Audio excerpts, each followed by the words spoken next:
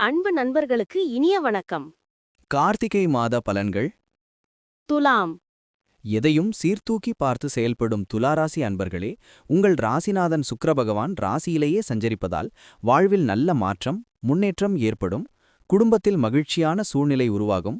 பொருளாதார நிலை உங்கள் தேவைக்கேற்ப உயரும். உங்கள் பேச்சுக்கு மதிப்பு மரியாதை அதிகரிக்கும். உடன்பிறப்புகளால் மனஸ்தாபங்கள் வர வாய்ப்புள்ளதால் கவனம் தேவை.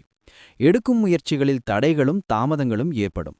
தாய் உடல் நலனில் கவனம் தேவை. உறவுகளால் மனக்கசப்புகள் வந்து நீங்கும்.